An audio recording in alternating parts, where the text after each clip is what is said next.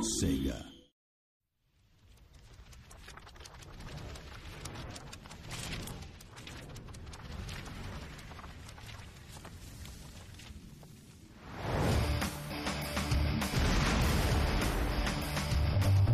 Marvel really has led the way in terms of taking their brands and blowing them out and making them ubiquitous everywhere. Our relationship with Marvel has been awesome. We've got a lot of people here that are really familiar with the Marvel Universe and actually the Incredible Hulk.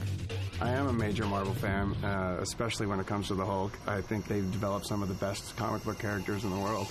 Edge Reality, what they bring to it is a real passion of understanding of what the Hulk is, and I think that's something that is really going to be true to the film, too, and I think that's where the connection was for me, is the fun and playful side, the intense action, the anger. Like, there's a lot of different things that are fun and cool about the Hulk, and I think they understood that, and I think that's something that's, going to go across both the movie and the game.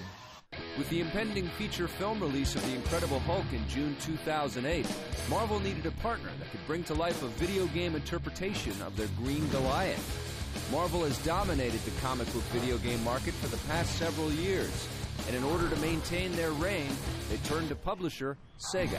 This particular franchise, The Incredible Hulk, I think it's a great meeting of these two companies at the right time.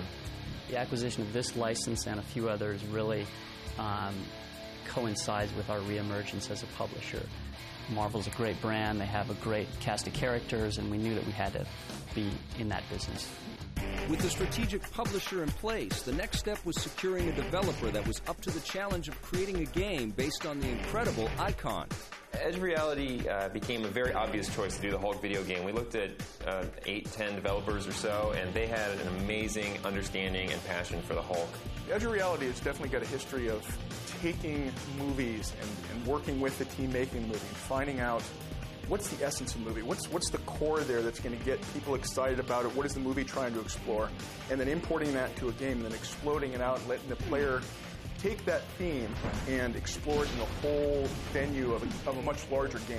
They knew what to do with the character. They had a bunch of great ideas that they wanted to bring and updates to the franchise. It was one of the most impressive game pitches I've seen. I think they put together a really spectacular package where they really showed, that they understood and knew what was great about the Hulk game franchise as it stood in the last generation, and then what they were going to do to bring it to the next generation with some really great improvements. What we really wanted to focus on was the end result. I mean, what's really exciting is actually being able to play the Hulk.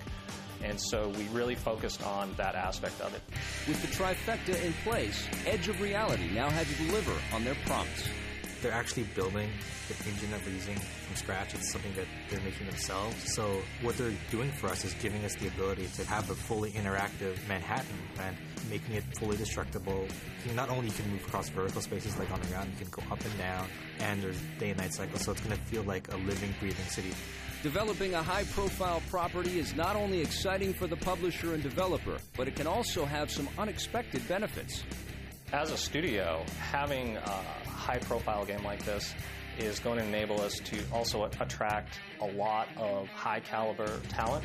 Just like the roster of characters assembled on the pages of comic books, Marvel and Sega have selected a talented team of video game developers who know what makes the Incredible Hulk tick.